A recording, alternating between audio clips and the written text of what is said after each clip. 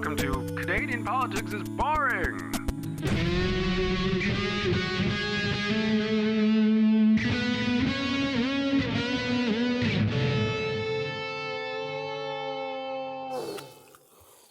What flavor buble are you drinking? That's peach buble. Peach buble, motherfucker. Buble's peaches. So, so childish. I've got Hi, Reese. Hi, Jesse. I've got This is what's the show? What's the name? I mean, this is Canadian Politics is Boring. I'm Reese, the Welsh one. This is Jesse, the Canadian one who's with me. He's the one with the Canadian accent, so you know he's Canadian. And Jesse, and we are doing election coverage. So this episode, much like the last few episodes, are not what our show is normally like. We are doing election coverage, which is just basically Reese tells me about the election, and I angrily rant at it. And when people go, I like Jesse's rants, which is nice. It's a nice thing to hear. Yeah, until they get bored of them. But luckily, we'll end it. Can we do like a processed little musical intro for Jesse's rants right now? Can you say Jesse's rants on top of me saying Jesse's rants, and we'll put a little music and like echo over something? And in this episode, we'll feature some of Jesse's rants. Ready? Here we go. 3, 2, 1. You have to say Jesse's rants when I say that. Okay, ready? 3, 2, 1. Jesse's rants. Wait, no, we should say that like a little more evil, like evilly. Here we go. 3, 2, 1. Jesse's rants. I'm a sociopath. You don't know I'm evil. That's the character I was playing. You think I'm nice? I'm like Tom Cruise. Everyone thinks I'm nice, but I'm dead in the eyes. That's what Christian Bale, when he did American Psycho, he based the whole acting on Tom Cruise. Because he was like, everyone says Tom Cruise is really nice, but you look in his eyes and he's dead in the eyes. That's what Christian Bale used. I heard on Dax Shepard's podcast, which I'd love to be a part of, Armchair Expert. It's a fantastic show. You pitch into Dax Shepard. Sure, yeah, fuck it. Dax, if you're listening, get a hold of us. Yeah, with Jeff. If you're listening with Jeff Bezos and whoever else we said. Anyway, he had an episode on with Matt Damon, and they were talking about how celebrity status kind of affects you. And Matt's was like, I'm really quite thankful that I wasn't a celebrity as a kid or as a teenager, because it can kind of get into your head and like really, really affect. Like Matt grew up kind of poor, or maybe not grew up poor, but when he was like trying to like become an actor and a screenwriter, he was poor at that point in his life. And so he knew the other side of the coin. Whereas people like, Tom Cruise have been kind of rich and a celebrity for like a long time of their life. There we go, Jesse. Most of their life. That's it. That's better. And it just kind of, it really fucks with your head. It's like, he's sociopathic, but like, it's kind of like we, the people, have kind of molded him into that. Yeah. I've told you my Tom Cruise story on this podcast, haven't I? I don't know. Have you? I'm sure I've told you this. You might have. My memory. When I watched him administer first aid. Tell it again. That sounds amazing. So I did some work with the studio director of Top Gear on a different project that wasn't Top Gear. And he gave me some free... You worked on Top Gear? No, I worked with the director on a different project, but he was the studio director of Top Gear. That's still pretty cool. And he gave me some free tickets to be in the studio of the old Top Gear. You didn't tell me this, but tell it again. It's so good. And we went down there in the airfield, and it was the episode where Tom Cruise and Cameron Diaz were the stars in the really reasonably priced cars. And it was as hot as it is in this studio now and very humid. Yeah. And I was right at the front. There was like one person in front of me, and they were there. You were in the audience? In the audience, yeah. They were sat doing the interview, and the guy in front of me fainted, and I kind of supported him as he kind of went down and lowered him to the ground. And I looked up, and Tom Cruise just like magically leapt down and started like checking his pulse and administering first aid right in front of me. Like CPR? At which point was Tom Cruise doing CPR in front of you? No, he was just like checking him over because he passed out. He was just like checking his breathing and stuff. Oh, wow. Tom Cruise knew exactly what to do. And I was just stood there going, oh my. At that point, I was no use. First of all, I was helpful. I was going, I'm going to help this guy get him to the floor. And then Tom Cruise stepped in, and I just stood there going, I'm watching Tom Cruise administer first aid.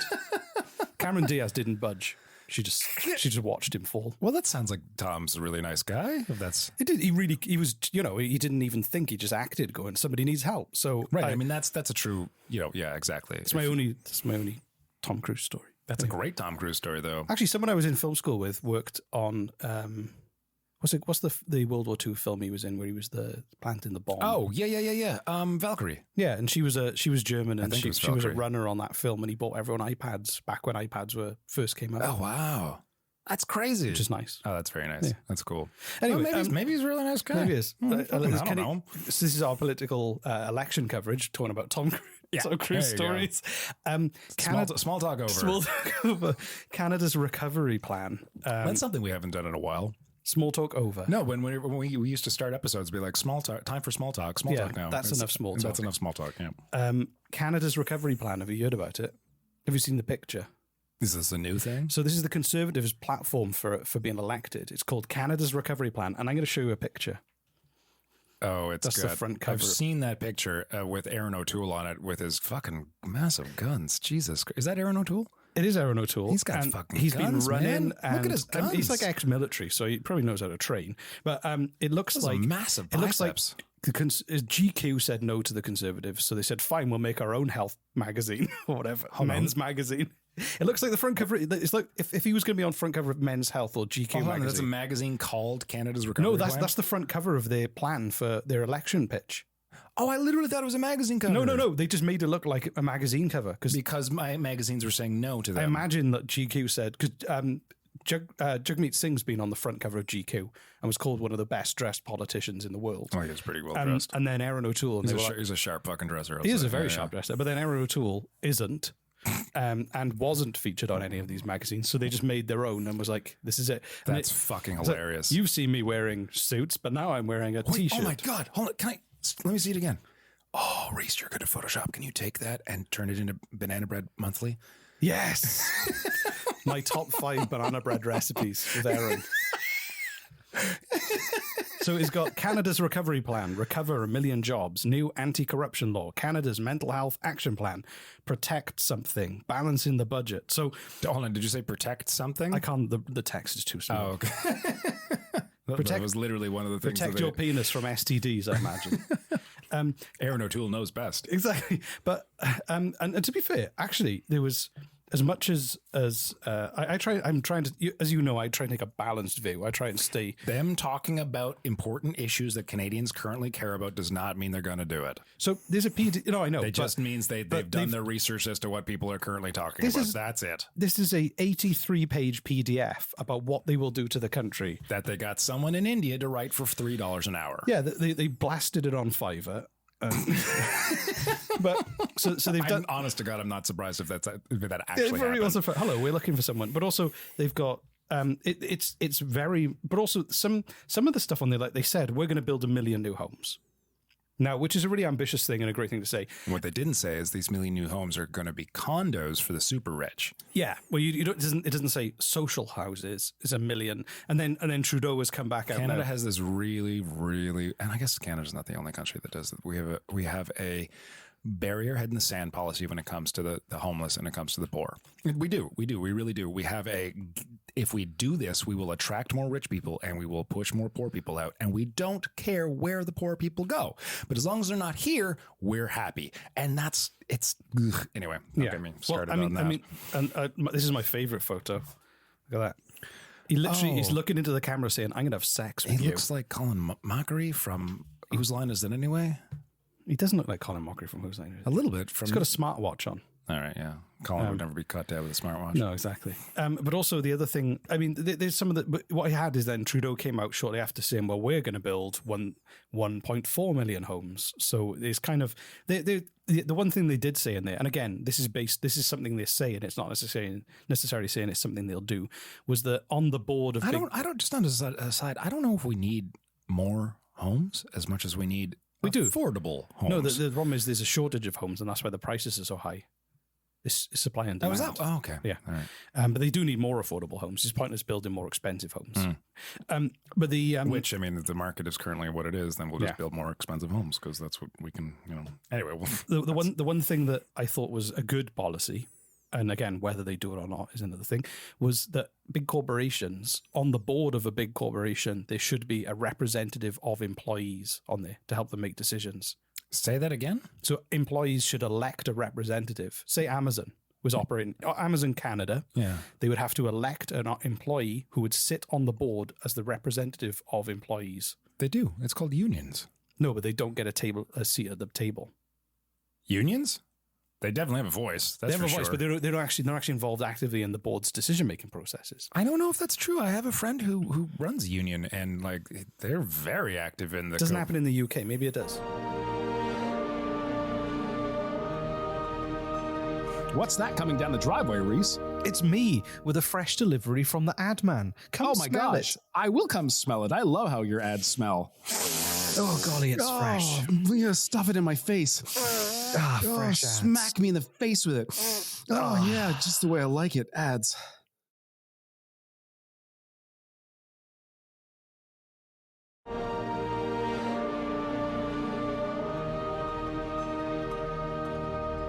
Somebody pointed out, some eagle-eyed person pointed out that, let me show you this. So they're basically saying that there's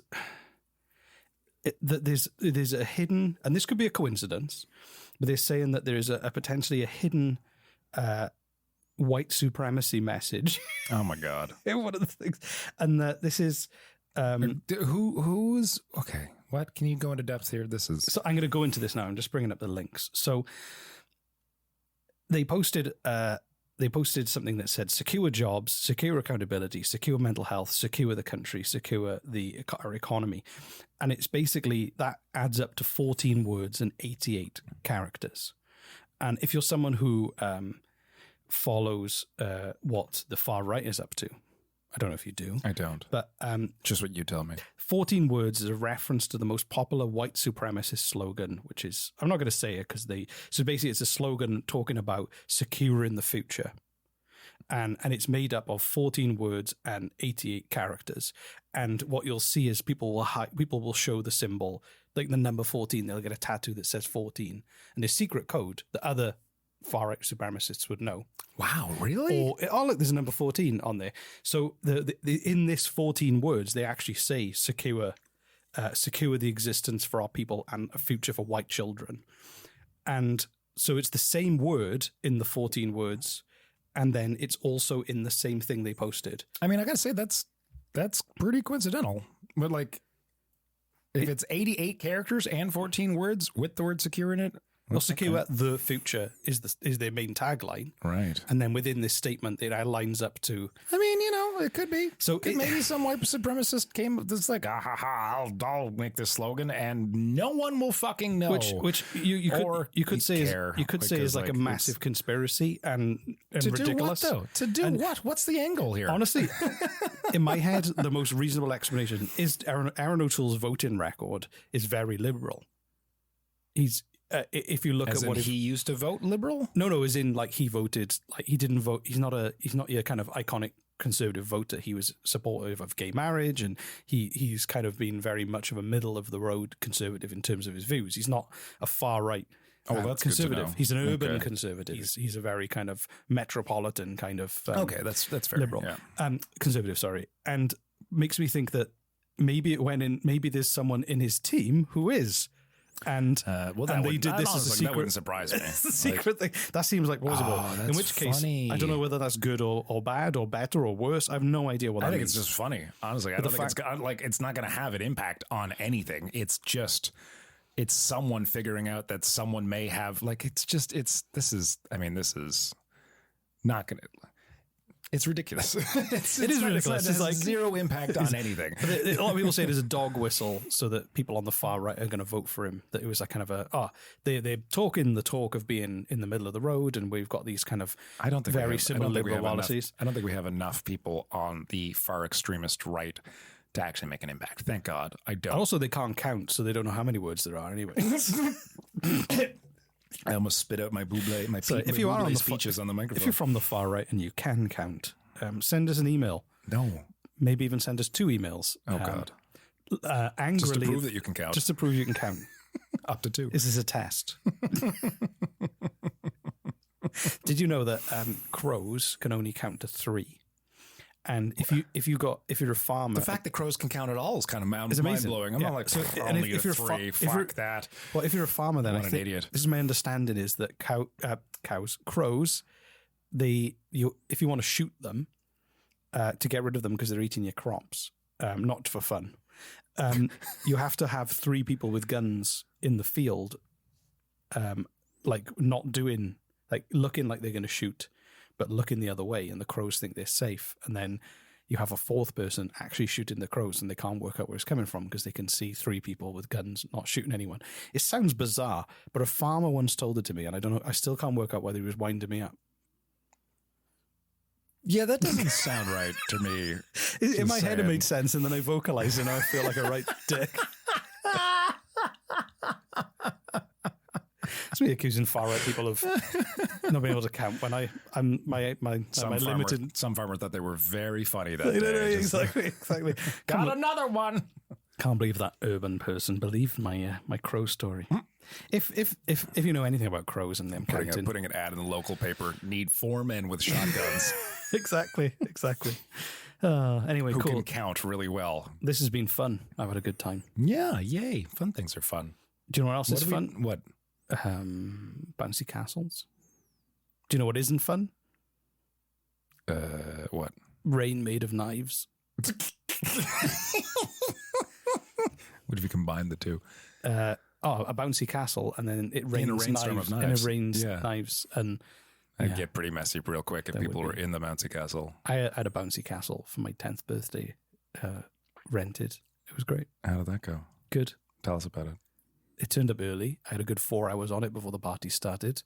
And then you were exhausted. And then I had another 2 hours for the party, and then I bounced on it until they came to pick it up. It does sound pretty fun recently. If you're ever feeling down, I recommend rent a bouncy castle for yourself. Even if you're if it's just you, man. Yeah, just get it and just spend all day on the bouncy castle. I mean, I would do that. If I would do that if you did that. I think I would like if we. That should be a government mental health service. Is like if you just. I would never just buy a bouncy castle for myself. Okay, there's a weird rent a big one for the day. Okay, hold on. This has got to be another psychological phenomenon where if you have someone else do the same thing as you, it's amazing how much bizarre shit you would do that you would never do by yourself. Never. Okay. It's like just one other person who wants to do the same crazy thing as you suddenly validates it, and it's a good idea, and it's okay. Even if it's still like, it's still kind of crazy. It's like you, for instance, if you're like, hey, Jesse, let's rent a bouncy castle, you and I, and put it in the parking lot of our offices and just spend all day in it. I would 100% agree. And would assign this to do this. Fuck off to everybody else. Just for us. Just for us. Yeah, I would do that in a heartbeat. I would, but I would never rent a bouncy castle for myself, for my own backyard, and just be in it on my own. That would seem ridiculous and stupid. Yeah, of course you would. Okay, yeah. So that's. I wouldn't rule it out as an actual. What did we talk about this episode again? What were the Conservatives' plan they came up with to secure the future for white children. Right, yeah, that whole thing. I forgot about it already. It was so insignificant. Yeah, I just thought it was a quirky thing to talk about that happened. It was a quirky thing to talk about that happened. Yeah. Is it a dog whistle? Is it a coincidence? Is it just some naughty person in their campaign? Doing horrible things. Who knows? Who cares? I care. I think it's quite a big deal. I worry. You don't. I do worry about whether or not the white supremacists in the camp. You worry about whether they're white supremacists in their corner. Okay, I see what you're saying. That makes much more sense. Rather than worry about whether or not one of their political essays was an anagram for. Oh, just a reference. That's not really worrying. Yeah. The person who did it, right? Yeah, if they did intend that makes more sense. Yeah, okay. And knowing that that if the election goes the way of the Conservatives, that they would be then in a senior position. Sort of, right? Yeah. Okay. That's what that's cackling in the corner. Is that how white supremacists cackle? No, they. I don't know. They just. I don't think they can laugh.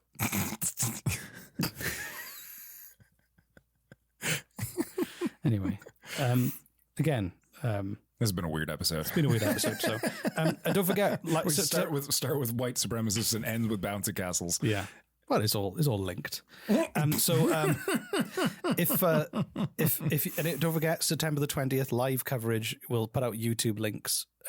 Whatever. We don't know if it's going to be YouTube. It's whatever. I think YouTube's better. Well, whatever. We're working with our network right now. What is a Twitch? We're working with our network right now to see what platform we will be using.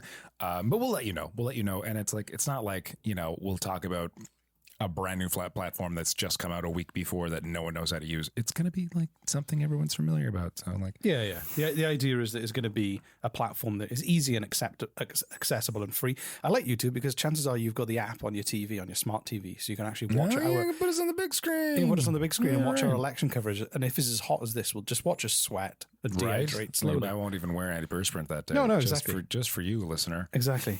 So, wonderful time had by all. Goodbye. Yep. Wait, hold on. Call to action. Render Bouncy Castle just for yourself. Hold on. Call to action. Leave a review on Apple Podcasts that has to do with bouncy castles and or thunderstorms with knives. Yeah. It's as fun as a bouncy castle in a thunderstorm with knives. So you can't leave that one. Reese came up with that one right now. That gem. Yeah. You look really distracted right now. I'm not distracted. I'm just so warm. Yeah. Welcome to Canada. Canada's supposed to be cold. I'm disappointed in you, Canada. I love cold weather. I love cold weather. Oh, you're one of those fucking people. It's great. You're a weirdo. Well, the thing is, if you live somewhere cold, you can just put more layers on. If you live somewhere hot, you have to peel your skin off. It's fucking disgusting. Jesus With Christ. a potato peeler. Oh my God. Okay, goodbye. That's gross. That's too much for me. The air on my muscles is cooling. My exposed Fucking muscles. gross. Oh my God. Bye. Oh my God.